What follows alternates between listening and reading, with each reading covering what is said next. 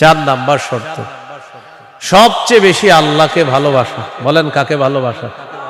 সবাই আমার সাথে বলেন, সাধারণত বলেন। আমরা 8টি জিনিসকে বেশি ভালোবাসি। 8 জিনিসের প্রতি আমাদের মহব্বত খুব বেশি। এই 8 জিনিসের চাইতেও আল্লাহকে, রসুলকে বেশি ভালোবাসতে হবে। কয় জিনিসের প্রতি টান আছে বেশি?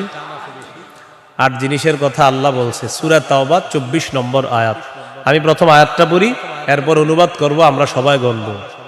আল্লাহ তাআলা বলেন, কুল ইন কানা আবাউকুম ওয়া আবনাউকুম ওয়া ইখওয়ানুকুম ওয়া আজওয়াজুকুম ওয়া আশীরাতুকুম ওয়া আমওয়ালুন ইকতারাফতুমুহা ওয়া তিজারাতুন তাখশাউনা কাসাদাহা ওয়া মাসাকিনু তারদাউনাহা আহাব্বা ইলাইকুম মিনাল্লাহি ওয়া রাসূলিহি ওয়া জিহাদিন ফি সাবিলিহি ফাতারাব্বাসু হাত্তা ইয়াতিয়াল্লাহু বিআমরি। কত? আল্লাহ তাআলা বলেন, ইন কানা আবাউকুম, যদি তোমাদের মা বাবা, ওয়া আবনাউকুম, যদি তোমাদের সন্তান, ওয়া ইখওয়ানুকুম, যদি তোমাদের ভাই বোন, ওয়া আজওয়াজুকুম, যদি তোমাদের বিবি, ওয়া আশীরাতুকুম, যদি তোমাদের পরিবার আত্মীয় স্বজন, ওয়া আমওয়ালুন ইখতারাফতুমুহা, যদি তোমাদের উপার্জিত সম্পদ, ওয়া তিজারাতুন তাখশাউনা কাসাদাহা, তোমাদের ব্যবসা, যেই ব্যবসায় লস হওয়ার টেনশনে থাকো, ওয়া মাসাকিনু তারদাউনাহা, যে বাসস্থান তোমরা অনেক ভালোবাসো, আহাব্বা ইলাইকুম মিনাল্লাহ ওয়া রাসূলিহি ওয়া জিহাদিন ফি সাবিলি। আল্লাহ তাআলা বলেন, এই 8টা জিনিস যদি আল্লাহ এবং তার রাসূল আর জিহাদের চাইতে তোমাদের কাছে বেশি প্রিয় হয়, ফাতারাব্বাসু, অপেক্ষা করো, হাত্তা ইয়াতিয়াল্লাহু বিআমরি, আল্লাহ তাআলা গজব নিয়ে আসার অপেক্ষা করো। বলি নাউযুবিল্লাহ। কি শিখলাম? এই 8 জিনিসের প্রতি আমাদের মহব্বত আছে বেশি। আল্লাহ বলেন, এইগুলা যদি আল্লাহর চেয়ে বেশি মহব্বতের হয়, নবীর চেয়ে বেশি মহব্বতের হয়, জিহাদের চেয়ে বেশি মহব্বতের হয়, তাহলে গজবের অপেক্ষা থাকো। তাহলে কি শিখলাম? এই 8 জিনিসের চাইতে আল্লাহকে বেশি ভালোবাসা, রসুলকে বেশি ভালোবাসতে হবে। আল্লাহ তৌফিক দান করেন। এখানে কয় জিনিসের ভালোবাসার কথা হলো? 8 জিনিসের ভালোবাসার কথা। এবার আমার সাথে বলেন, সাধারণত মৌলিকভাবে 2টা জিনিস আমাদেরকে আল্লাহর থেকে দূরে রাখে। 1 সম্পদ, 2 সন্তান। এই 2টা মৌলিকভাবে আমাদেরকে খালি আল্লাহর থেকে গাফেল করে দেয়। সূরা মুনাফিকুনের 9 নম্বর আয়াতে আল্লাহ বলেন, ইয়া আইয়ুহাল্লাযীনা আমানু লা তুলহিকুম আমওয়ালুকুম ওয়ালা আওলাদুকুম আন যিকরিল্লাহ। আল্লাহ তাআলা বলেন, হে ঈমানদারগণ, লা তুলহিকুম আমওয়ালুকুম ওয়ালা আওলাদুকুম, তোমাদের সম্পদ, তোমাদের সন্তান তোমাদেরকে যেন গাফেল করে না দেয়, আন যিকরিল্লাহ, আল্লাহর স্মরণ থেকে যেন গাফেল করে না দেয়। দোকানের শাটারটা লাগাইতেছেন, অর্ধেক শাটার আপনি নিছেন, মুয়াজ্জিন মসজিদের মধ্যে বলে, কদ কামাতিস সালাহ, কদ কামাতিস সালাহ, নামাজ দাঁড়ায় গেছে, নামাজ দাঁড়িয়ে গেছে। এই টাইমে কাস্টমার এসে কয় 10,000 টাকার সদায় লাগবে। টেনশনে পড়ে গেলেন, নামাজ 10,000, নামাজ 10,000, নামাজ 10,000, পুরাই টেনশনে আছে। আল্লাহ তাআলা বলেন, সম্পদ যেন তোমাদেরকে আল্লাহর থেকে দূরে সরায় না দেয়। নামাজ দাঁড়িয়ে গেছে, আপনি শাটারও লাগাইতেছেন নামাজে যাওয়ার জন্য। আল্লাহ তাআলা বলেন, এই শোনো, সম্পদ যেন আল্লাহর থেকে দূরে সরায় না দেয়। কাস্টমার কয় 10,000, মুয়াজ্জিন কয় কদ কামাতিস সালাহ, টেনশনে পড়ে গেছে, কি করব? সূরা তাহার 132 নম্বর আয়াতে আল্লাহ বলেন, লা নাসআলুকা রিজকা নাহনু নারযুকুকা, নবী আপনার কাছে আমি রিজিক চাই না, আমি আপনারে রিজিক দেই। পরিবারকে নামাজের কথা বলেন, নিজে নামাজ পড়েন। নামাজের পর আল্লাহ তাআলা রিজিকের কথা কেন বললেন? কারণ রিজিকের টেনশনে মানুষ নামাজ থেকে দূরে থাকে। আল্লাহ বলেন, বান্দা তুমি নামাজে যাও, আমি তোমার থেকে রিজিক চাই না, আমি আল্লাহ তোমাকে রিজিক দিয়ে দেই। সম্পদ আল্লাহর থেকে দূরে রাখে। আর হলো সন্তান, সারাদিন কান্নাকাটি করে না, যেই জোহর নামাজে রওনা করবেন ওই টাইমে কয় আমি চিপস খাবো, সারাদিন কানবে না। যখন নামাজে যাবেন তখন এক দুনিয়ার যত কিছু আছে সব খাইতে মন চায়, ইবলিস এসে খোঁচায়, আপনি তখন বুদ্ধি করে কি করবেন? ওইটারে প্যাম্পাস পরায়া মসজিদের এক কোনায় নিয়ে বসাই থাকেন, বসে থাকেন, বুঝেন নাই? আর ইবলিস রে বলবেন, ইবলিস তুমি যে ঝামেলাটা আমার সাথে ডেলি নামাজের সময় করো, এই ঝামেলা করে কাজ হবে না। কারণ নামাজের সময় তুই যতবার আমার সন্তানরে খোঁচাবি, ওরে ততবার কাঁধে করে মসজিদে নিয়ে যাবো। প্যাম্পাস পরা ওটারও নিয়ে যাবেন মসজিদে, নিয়ে পাশে বসায় রাখবেন, বুঝে থাকবে। ইবলিস বুঝে ফেলবে, না এরে খোঁচায় লাভ না, এরে খোঁচাইলে দেখি সন্তানও নামাজি বানায় ফেলবে। সুবহানাল্লাহ। সম্পদ, সন্তান আল্লাহর থেকে আমাদেরকে দূরে রাখে। প্রিয় ভাইয়েরা, এই দুই জিনিস যেন আমাদের মধ্যে এত মহব্বত গালেব না হয় যে এই দুই জিনিস এত পরিমাণ মহব্বত করতে গেলাম আল্লাহকে ভুলে গেলাম, আখিরাত ভুলে গেলাম, এমনটা যেন না হয়। সম্পদ ভালোবাসি, সন্তান ভালোবাসি, মা ভালোবাসি, বাবা ভালোবাসি, ঠিক, কিন্তু এর চেয়ে বেশি ভালোবাসি আল্লাহ। এই হলো আল্লাহকে সবচেয়ে, তাওহীদের কয় শর্ত? 4 নাম্বার। সবচেয়ে বেশি কাকে ভালোবাসা? আল্লাহকে, রসুলকে সবচেয়ে বেশি ভালোবাসা, আল্লাহকে, এরপর রসুলকে সবচেয়ে বেশি ভালোবাসা। সহিহ বুখারীর বর্ণনা 16 নম্বর হাদিস। ক্বালা রাসূলুল্লাহ সাল্লাল্লাহু আলাইহি ওয়াসাল্লাম, সালাসুন মান কুন্না ফীহি ওয়াজাদা হালাওয়াতাল ঈমান। নবীজি বলেন, 3টা বৈশিষ্ট্য যদি কারো মধ্যে থাকে, সে অন্তরের মধ্যে ঈমানের স্বাদ আস্বাদন করতে পারবে। 1 নাম্বার, ইয়াকুন আল্লাহু ওয়া রাসূলুহু আহাব্বা ইলাইহি মিম্মা সিওয়াহুমা। আল্লাহ, আল্লাহ রসুল ছাড়া যত কিছু আছে সবকিছুর চাইতে আল্লাহ আর তার নবীকে বেশি ভালোবাসা। 2 নাম্বার, ওয়া আইয়ুহিব্বাল মারআ লা ইউহিব্বুহু ইল্লা লিল্লাহ। কোন মুসলমানকে শুধুমাত্র আল্লাহর জন্য ভালোবাসা। 3 নাম্বার, আইয়াকরাহা আইয়াউদা ফিল কুফরি কামা ইয়াকরাহু আইয়ুকযাফা ফিন্নার। আগুনের মধ্যে পুড়ে যাওয়া যেমন অপছন্দ, তেমনি ভাবে কুফরি করাটাও এমন অপছন্দ হওয়া। কোটি কোটি টাকা আপনার সামনে রাখা হলো আর বলা হলো আগুনে পুড়ে মারা যাও, আপনি তখন জবাব দিবেন, আপনার কি মাথা খারাপ? আগুনে পুড়ে যদি আমি মারা যাই, তুই কোটি টাকা দিয়ে আমি করবো কি?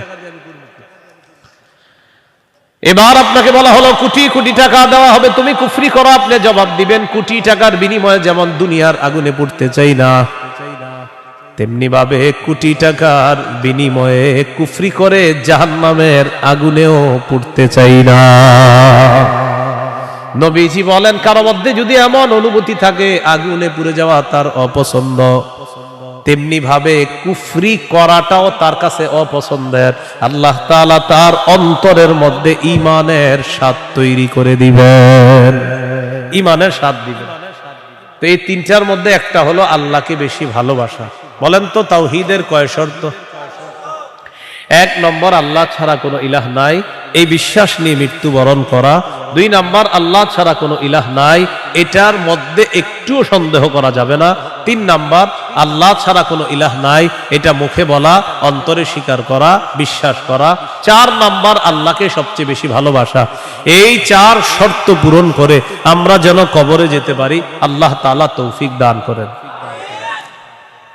এরপরে আল্লাহ বলেন, ওয়াল্লাহু সামিউন আলিম, আল্লাহ সর্বশ্রোতা, সর্বজ্ঞানী।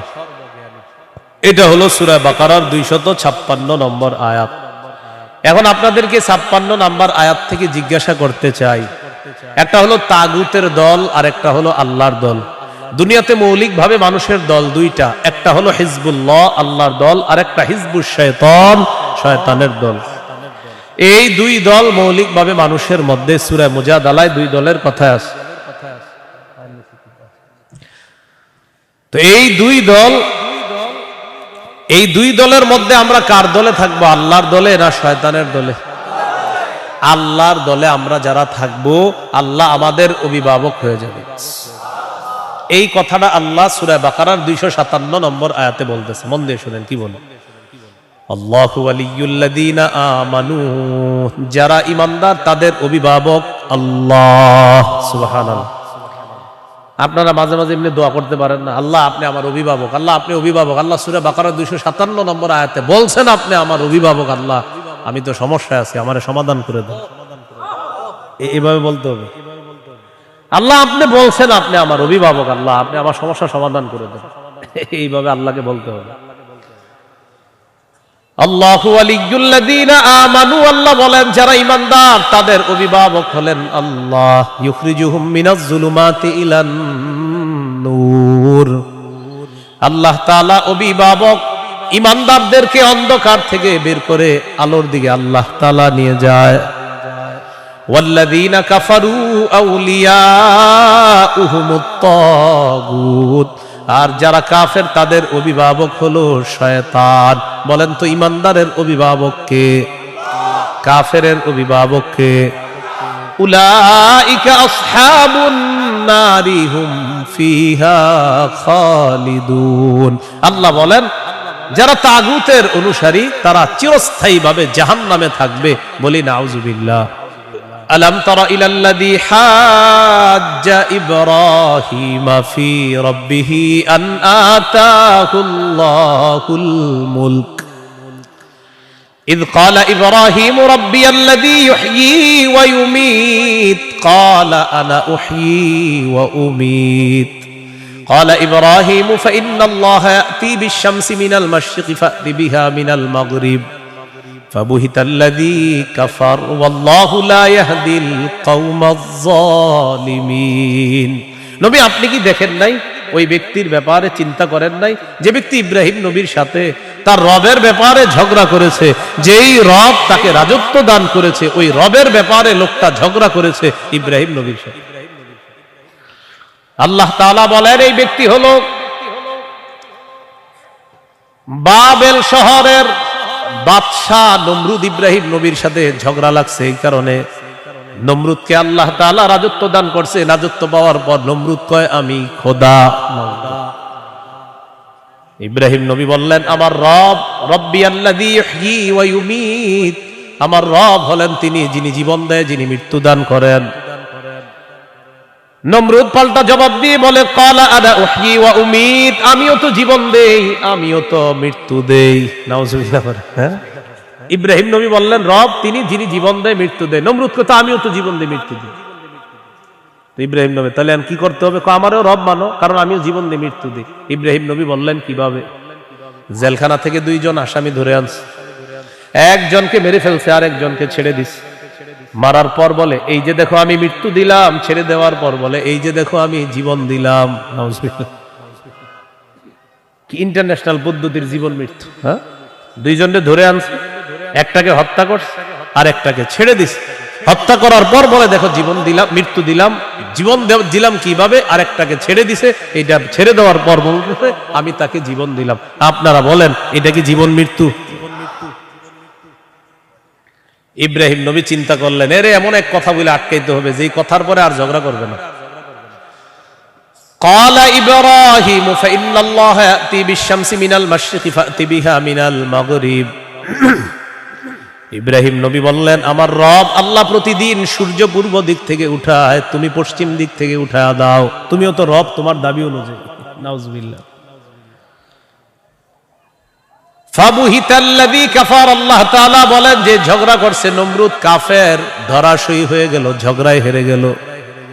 মুফাসসিরিনে কেরাম বলেন নমরুদ পাল্টা বলতে পারতো ইব্রাহিম আমি সূর্য পশ্চিম দিক থেকে উঠাতে পারবো না, তোমার রব আল্লাহ প্রতিদিন পূর্ব দিক থেকে সূর্য উঠায়, আমি তো পারবো না। তুমি তোমার রব আল্লাহকে বলো সূর্যটা যেন পশ্চিম দিক থেকে উঠায় দেখা দেয়। মুফাসসিরিনে কেরাম বলেন নমরুদ বুঝে শুনেই পাল্টা চ্যালেঞ্জ দেয় নাই।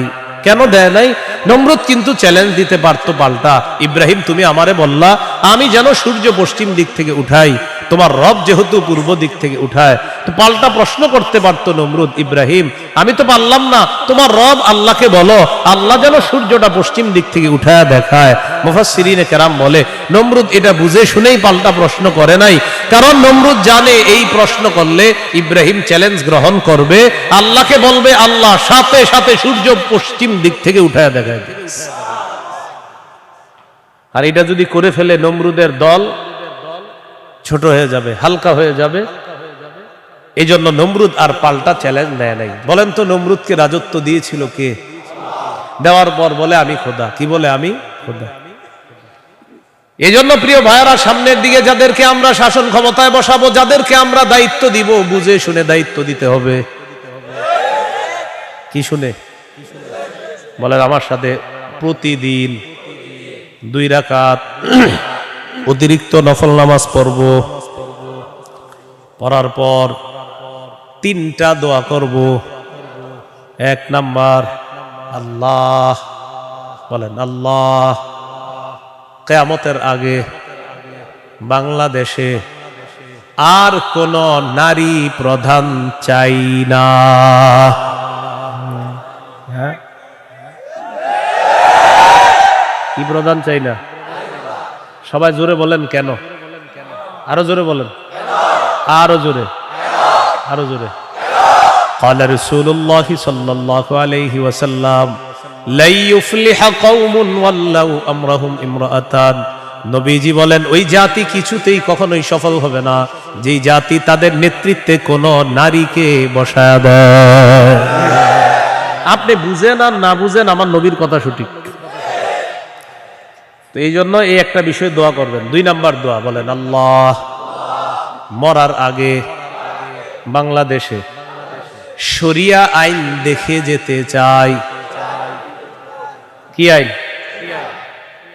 দেয়ালে দেয়ালে লিখে দিবেন শরিয়া আইন চায় না তারা। বলেন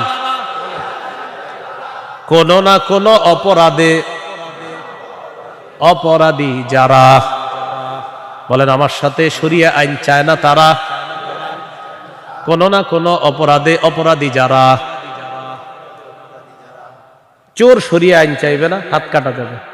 ধর্ষক শরিয়া আইন চাইবে না, তাকে পাথর মেরে হত্যা করা হবে, তার উপর ইসলামের শাস্তি প্রয়োগ করা হবে। এই জন্য ধর্ষক চাইবে না, চোর চাইবে না। আমাদের দেশে যদি আসলে শরিয়া আইন চালু হয়, বিগত দিনের শুধু চুরির বিচার করতে করতে সুপ্রিম কোর্ট, হাইকোর্টের বিচারপতিরা ক্লান্ত হয়ে যাবে। শুধু চুরির বিচার হইলে, কিসের বিচার? এটা 2 নাম্বার দোয়া করবেন। 3 নাম্বার দোয়া, বলেন আল্লাহ, আমাদের দেশে এমন একজন শাসক দিয়ে দেন যেই শাসক মৌলিক 4টি কাজ করবে। 1 নাম্বার, নামাজ কায়েম করবে। 2 নাম্বার, যাকাত প্রতিষ্ঠিত করবে। 3 নাম্বার, সৎ কাজের আদেশ করবে। 4 নাম্বার, অসৎ কাজের নিষেধ করবে। সবাই বলেন দলিল, বলেন দলিল। সূরা হজ 41 নম্বর আয়াত। কোন সূরা? কত নম্বর আয়াত? এই আয়াতে আল্লাহ বলেন আল্লাযীনা ইম্মাক্কান্নাহুম ফিল আরদি আকামুস সালাহ ওয়া আতাউয যাকাতা ওয়া আমারু বিল মারুফি ওয়া নাহাউ আনিল মুনকার। আল্লাহ তাআলা বলেন আমি যাদেরকে দুনিয়ার শাসন ক্ষমতায় বসাই তাদের মৌলিক কাজ হবে 4টা। 1 নাম্বার, আকামুস সালাহ, তারা রাষ্ট্রীয়ভাবে নামাজ কায়েম করতে হবে। রাষ্ট্রের প্রত্যেকটা নাগরিক যেন নামাজ পড়ে, এই দায়িত্ব পালন করতে হবে। 2 নাম্বার, ওয়া আতাউয যাকাত, যাকাতের বিধান রাষ্ট্রীয়ভাবে চালু করতে হবে। আমাদের দেশে যদি রাষ্ট্রীয়ভাবে যাকাতের বিধান চালু হয়ে যায় আর সব ধনীরা যদি 1 বছর যাকাত আদায় করে, কয় বছর? ওই বছর সুদ বলবে যাকাত তুমি ভালো থেকো, আমি সুদ বিদায় নেই। কয় বছর? 1 বছর যদি যাকাত যারা দেয়, এরা যদি দেয়, সুদ বলবে যাকাত তুমি থাকো, আমি চলে যাই, কারণ আমার আর থাকার জায়গা নাই। বলেন আমার সাথে, সুদে ফকির আরো ফকির হয়, যাকাতে ফকির আরো ধনী হয়। দলিল ইবনে মাজাহ 2279 নম্বর হাদিস। আবার বলেন, বলেন, সুদে ফকির আরো ফকির হয়, যাকাতে ফকির ধনী হয়। বলেন আমাদের এই রাষ্ট্র সুদ ভিত্তিক হওয়ার কারণে এখন আমরা সবাই মোটামুটি ভিক্ষুক। কারণ আমাদের প্রত্যেকের মাথা পিছু 1,07,000 টাকা ঋণ। তো আপনি কোথায় ধনী? সুদের শেষ পরিণতি ভিক্ষা। এটা আপনার যদি বুঝে না আসে কিছু করার নাই। আমার নবীর কথা যেটা বলবে নবী, আজ হোক কাল হোক সেটা ফলবেই, কোনো সন্দেহ নেই। তো আমরা দাবি করি 90% মুসলমান, এখানের অর্থ ব্যবস্থা সুদ ভিত্তিক। এজন্য আমরা স্লোগান পাল্টাবো, বলেন দারিদ্র বিমোচনে সুদ নয় যাকাত। বলেন তো দারিদ্র বিমোচনে কি? দারিদ্র বিমোচনে সুদ নয় যাকাত। এগুলা দেয়ালে লিখে দিবেন যে দারিদ্র বিমোচনে সুদ নয় যাকাত। লিখে দিবেন দারিদ্র বিমোচনে সুদ নয় যাকাত। লিখবেন সুদে ফকির আরো ফকির হয়, যাকাতে ফকির আরো ধনী হয়। নমরুদকে রাজত্ব দিছে আল্লাহ তাআলা, সে এখন বলে আমি খোদা। বলেন নাউজুবিল্লাহ। বলেন জীবন মৃত্যু কে দেয়? এটা হলো সূরা বাকারা 258 নম্বর আয়াত। 259 নম্বর আয়াতটা শোনার আগে আগে বুঝেন। এক ব্যক্তি এক এলাকার সামনে দিয়ে যাইতেছে, যাওয়ার সময় দেখে কি এলাকার সবগুলা ঘর বাড়ি ছাদের উপরে পড়ে রয়েছে, নিচে ছাদ উপরে ঘর বাড়ি। আপনাদের এলাকার ছাদ কি নিচে থাকে না বাড়ির উপরে থাকে? কয়েকজন কইছে মানে অন্যদের ঘর বাড়ির ছাদ নিচে থাকে। ঘর বাড়ির ছাদ কই থাকে? এটা প্রথমে বললেন না কেন? মানে প্রথমে কয়েকজন কইছে কয়েক উপরে, মানে অন্যদের ছাদগুলা নিচে। আপনাদের ঘর বাড়ির ছাদ কই? তো এই কথাটা প্রথমে বললে সমস্যা ছিল কি? এক ব্যক্তি যাইতেছে এক এলাকার সামনে দিয়ে, যাওয়ার সময় দেখে ঘর বাড়ি সব ধ্বংস হয়ে পড়ে রয়েছে, নিচে হইল ছাদ উপরে ঘর বাড়ি। উনি এই বিষয়ে দেখা সাথে সাথে বললেন আল্লাহু আকবার, আল্লাহ কত মহান, এদেরকে ধ্বংস করলেন আল্লাহ, আবার আল্লাহ কিভাবে জিন্দা করবে এটা ওনার সন্দেহ না। এটা ওনার কি না? সন্দেহ না। এটা উনি বিস্ময় প্রকাশ করতেছে, আল্লাহ কত মহান, আবার কিভাবে আল্লাহ জিন্দা করবে, এটা মুখ দিয়ে বলে ফেলছে। সাথে সাথে আল্লাহ তাকে মৃত্যু দিচ্ছে। 100 বছর মৃত অবস্থায় রাখছে। কয় বছর? 100 বছর মৃত অবস্থায় রাখছে।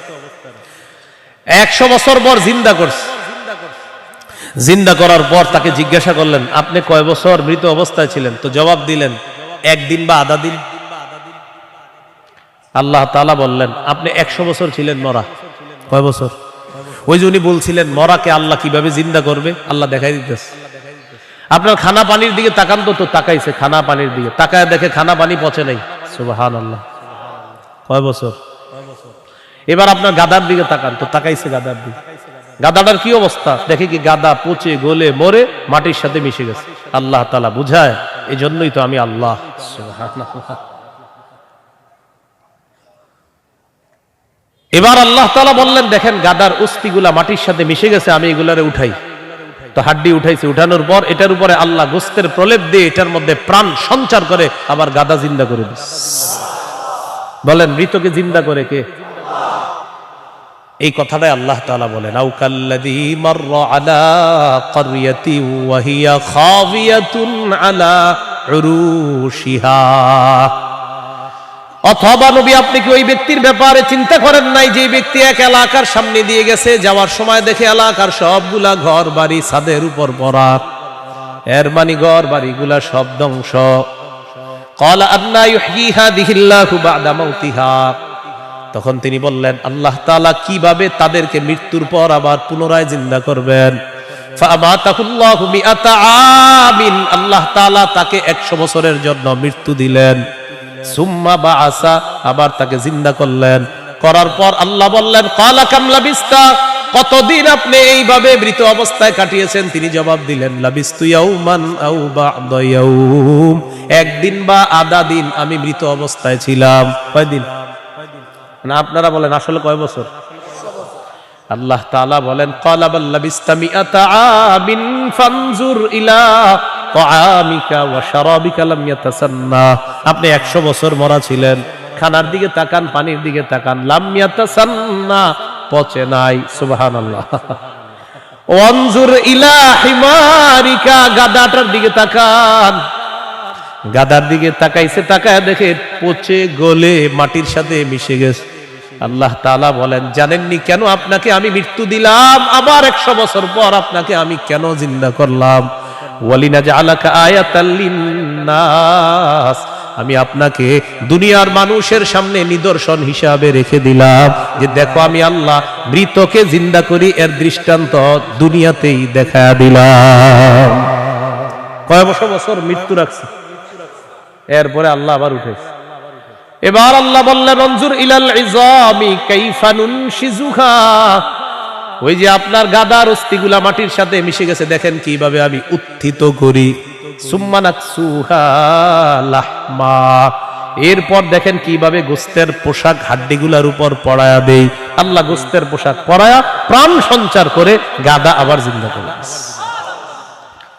এবার তিনি বললেন, মানে কে? ওই যে যিনি বলছিলেন 100 বছর আগে আল্লাহ কিভাবে জিন্দা করবে, তখন তিনি বললেন, ক্বালা আ'লামু আন্নাল্লাহা আলা কুল্লি শাইইন কাদির, আমি বুঝতে পারছি, আমি জানি আল্লাহ সবকিছুর উপর ক্ষমতাবান। বলেন সবকিছুর উপর ক্ষমতাবান কে? 100 বছর মৃত রাইখা আবার জিন্দা করার ক্ষমতা কার? এখন আমি কি আপনাদেরকে বলছি লোকটাকে? এই লোকটাকে বলছি? বলি নাই। এলাকা কোনটা এটাও বলছি? বলি নাই। কোরআনে এলাকার নামও আসে নাই, ওই ব্যক্তির নামও আসে নাই। তবে মুফাসসিরিনে কেরাম বলেন এই ব্যক্তি যে একজন নবী ছিলেন এতে সন্দেহ নেই। উনি একজন কি ছিলেন? নবী ছিলেন, এতে কোনো সন্দেহ নেই। এটা হলো মুফাসসিরিনে কেরামের বক্তব্য। মুআররিখিন যারা আছে, ঐতিহাসিকগণ, তারা বলেন আগে পরে গবেষণা করলে বোঝা যায় তিনি ছিলেন উযাইর আলাইহিস সালাম। কোন নবী? অথবা বলেন, অথবা আরমিয়া আলাইহিস সালাম, এটা একজন নবীর নাম। তাহলে ওই জনপদের সামনে দিয়ে যিনি গিয়েছেন তিনি একজন নবী ছিলেন, এই ব্যাপারটা স্পষ্ট। তবে তিনি কোন নবী ছিলেন, উযাইর নবী না আরমিয়া নবী, এই ব্যাপারে ঐতিহাসিকগণ বলেন তিনি হয়তো উযাইর নবী, না হয় আরমিয়া আলাইহিস সালাতু ওয়াস সালাম। এখন এলাকা, এটা কোন এলাকা? ঐতিহাসিকগণ বলেন এলাকাটা বাইতুল মুকাদ্দাসের বুখতে নসর যে এলাকা দখল করেছিল, ওই বুখতে নসরের এলাকাটা ইতিহাস গবেষণা করলে বোঝা যায় ওই এলাকাটা আল্লাহ ধ্বংস করার পর তখন ওই নবী এলাকার সামনে দিয়ে গিয়েছিলেন।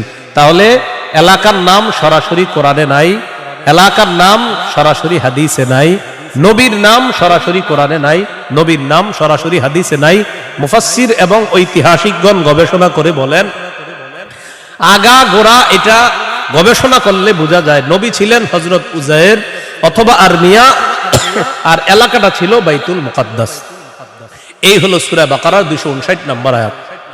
সূরা বাকারার 260 নম্বর আয়াত। এই আয়াতেও আল্লাহ আমাদের আকীদা স্বচ্ছ করবে যে দেখো দুনিয়াতে আমি তোমাদেরকে জিন্দা রাখছি, আবার আমি মৃত্যু দিব, আবার তোমাদেরকে পুনরুত্থান করব, এই ক্ষমতা আমি। বিসমিল্লাহির রহমানির রহিম। আল্লাহুম্মা লাকাল হামদু ওয়া লাকাশ শুকর।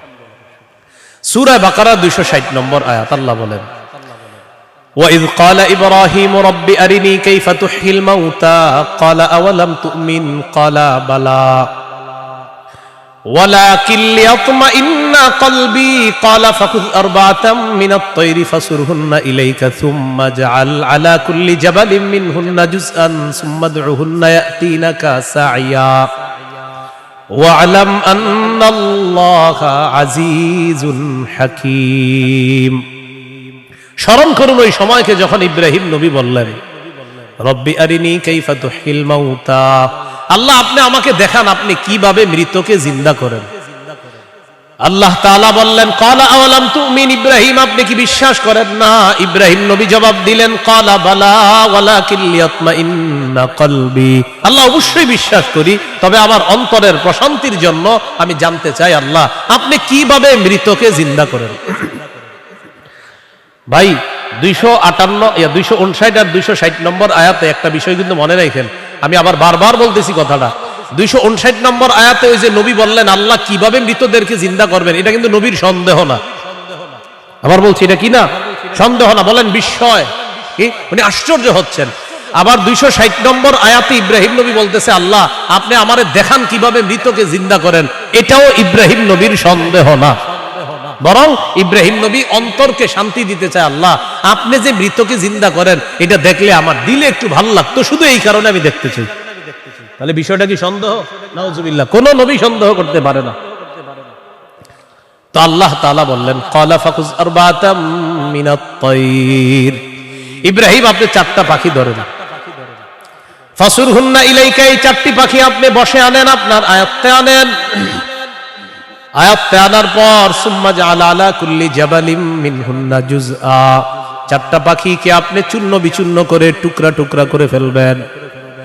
টুকরা টুকরা করার পর এই পাখিগুলার টুকরা টুকরা বিভিন্ন পাহাড়ের মধ্যে আপনি ছিটায় দিবেন। কোন পাখির টুকরাটা কোন পাহাড়ের মধ্যে আছে এটা আপনার জানা নাই। এবার আপনি তাদের নাম ধরে আপনি ডাকবেন। আল্লাহ তাআলা বলেন আমার হুকুমে যেই যেই পাখির টুকরাগুলা যেই পাহাড়ের মধ্যে আছে ওই টুকরাগুলা আমি আল্লাহ প্রত্যেক পাহাড় থেকে আলাদা আলাদা করে একত্রিত করে অবিকল ওই পাখির মধ্যে প্রাণ সঞ্চার করে দিব। পাখি আপনার সামনে উঠতে উঠতে উপস্থিত হয়ে যাবে। তো আল্লাহ বলেন ফাসুরহুন্না ইলাইকা, এটা আপনি বসে আনেন, আয়াতটা আনেন। সুম্মা জাআল আলা কুল্লি জাবালিম মিনহুন্না জুজআ, এগুলোর টুকরা টুকরা করে আপনি পুরো সব একসাথে করে ফেলবেন। এখন বলেন তো 4 পাখি একসাথে টুকরা টুকরা করলে কোন পাখির টুকরা কোথায় আছে এটা কি বলা যাবে? ইব্রাহিম নবীকে বললেন আলাদা আলাদা পাহাড়ের মধ্যে রেখে দেন। রাখার পর এবার আপনি ডাক দিবেন। ডাক দেওয়ার পর দেখবেন ওই আলাদা টুকরাগুলা একত্রিত হয়ে যেই যেই পাখির টুকরা আমি আল্লাহর হুকুমে ওই পাখির শরীরে যাবে, আমি প্রাণ সঞ্চার করে দিব, পাখি আপনার সামনে উঠতে উঠতে উপস্থিত হয়ে যাবে। শেষে আল্লাহ বলেন ওয়ালাম, জেনে রাখেন আল্লাহ আজিজুল হাকিম, আল্লাহ মহাপরাক্রমশালী, আল্লাহ মহাপ্রজ্ঞাময়। 3টি বিষয়। 1 নাম্বার বলেন আল্লাহর কাছে মনোনীত ধর্মের নাম কি? ইসলাম। ইসলামের দাওয়াত অন্যের সামনে দেওয়া যাবে কিনা? যাবে। ইসলাম গ্রহণে কাউকে কি জোর করা যাবে? আচ্ছা। 2 নম্বর, মৌলিকভাবে মানুষের দল কয়টা? 2টা। একটা কার দল? আল্লাহর দল। আর একটা কার দল? শয়তান। ইমানদারের অভিভাবক কে? কাফেরদের অভিভাবক কে? শয়তান। 3 নম্বর, আমাদেরকে দুনিয়াতে জীবিত রাখছে কে? মৃত্যু দিবে কে? মৃত্যুর পর আবার জিন্দা করবেন কে? এই 3টি বিষয় সূরা বাকারার 256 থেকে 260 নম্বর আয়াত পর্যন্ত আমরা জানলাম। আল্লাহ ছাড়া কোনো ইলাহ নাই এই বিশ্বাস নিয়ে মরা। 2 নম্বর, আল্লাহ ছাড়া কোনো ইলাহ নাই সন্দেহ করা যাবে না। 3 নম্বর, আল্লাহ ছাড়া কোনো ইলাহ নাই এটা মুখে বলা, অন্তরে বিশ্বাস করা। 4 নম্বর, আল্লাহ ছাড়া কোনো ইলাহ নাই এই কথা তখন প্রমাণ হবে যদি আমি সবচেয়ে বেশি আল্লাহকে ভালোবাসি। বলেন তো কয় জিনিসকে সাধারণত বেশি ভালোবাসি আমরা? 8 জিনিস। এই 8 জিনিস থেকেও কাকে বেশি ভালোবাসতে হবে? আল্লাহ। আল্লাহ তাআলা আমাদের সকলকে আজকের সূরা বাকারার 256 থেকে 60 নম্বর আয়াত পর্যন্ত মূল 3টি কথা ছিল। 1 নাম্বার, আল্লাহর কাছে মনোনীত ধর্ম ইসলাম, এটা গ্রহণ করতে হবে, বাকি গ্রহণ করার ক্ষেত্রে কাউকে জোর করা যাবে না। 2 নাম্বার, একটা শয়তানের দল, একটা আল্লাহর দল। আল্লাহর দলের অভিভাবক আল্লাহ, শয়তানের দলের অভিভাবক মানে যারা তাদের অভিভাবক হলো শয়তান। তাগুত যারা ইহুদি খ্রিস্টান তাদের অভিভাবক হলো শয়তান। 3 নাম্বার, আল্লাহ জীবিত রাখছে, আল্লাহ মৃত্যু দিবেন, আল্লাহ আবার জিন্দা করবেন। এই আকীদা, বিশুদ্ধ স্বচ্ছ আকীদা নিয়ে যেন আমরা কবরে যেতে পারি, আল্লাহ তাআলা তৌফিক দান করেন। সুবহানাল্লাহি ওয়া বিহামদিহি, সুবহানাকাল্লাহুম্মা ওয়া বিহামদিকা, আশহাদু আল্লা ইলাহা ইল্লা আনতা, আস্তাগফিরুকা ওয়া আতুবু ইলাইক।